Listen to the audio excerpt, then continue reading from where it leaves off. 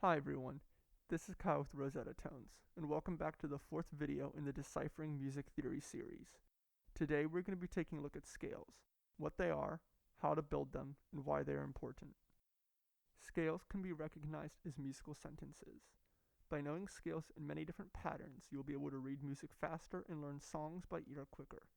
They are also fundamental to understanding chords, chord progressions, and key centers, which we will be discussing in future videos. The two most common scales in music are the major scale, which has a happier sound, and the natural minor scale, which has a sadder sound. There is a major and minor scale for all 12 notes. To start writing a major scale, you first need to choose what note you want to start on. In this case, we are going to use D natural. The first note of a scale is also called the root. Next, fill in all of the lines and spaces until you reach the octave. You can go either up or down when writing a scale. I have chosen to write an ascending D major scale. Major scales follow a pattern of whole, whole, half, whole, whole, whole, half, with W representing a whole step and H representing a half step. If writing a descending major or minor scale, follow their respective patterns in reverse. Now we can begin following the pattern of half and whole steps to see what notes need to be altered. We see that we need to move one whole step up from D. One whole step from D natural would be an E natural, so this note does not need an accidental. From E natural, we need to move up another whole step. A whole step up from E would be F sharp or G flat. Since the next note has to be an F, then this note is an F sharp.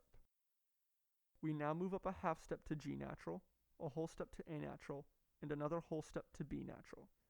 Finally, we move up one more whole step from B natural, which would be a C sharp, and then one more half step ending an octave away from where we began. You can follow this pattern to accurately write out any major scale. Next are minor scales, which follow a pattern of whole, half, whole, whole, half, whole, whole.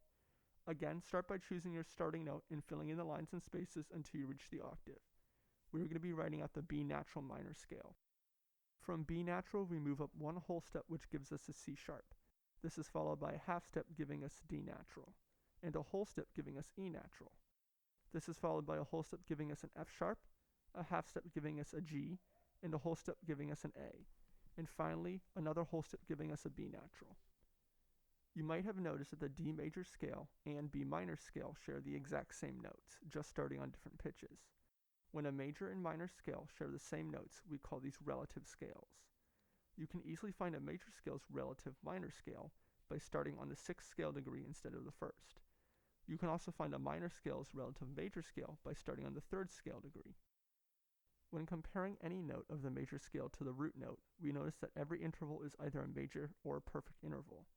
When comparing every note of the natural minor scale to the root note, we notice that every interval is either minor or perfect, except for the second, which is major.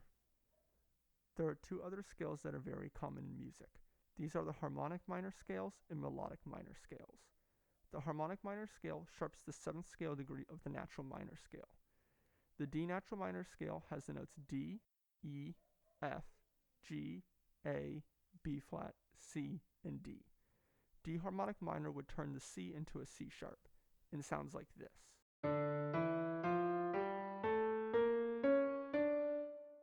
The melodic minor scale sharps the 6th and 7th scale degrees of the natural minor scale.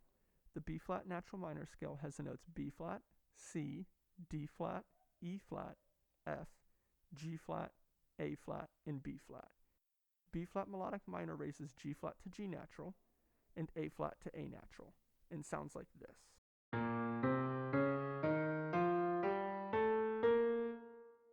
Finally, if you are writing a descending scale, then you would number the notes backwards: 1, 7, 6, 5, 4, 3, 2, and 1. Thanks for watching, and as always, if you have any questions or comments, please feel free to drop them below or send me a message.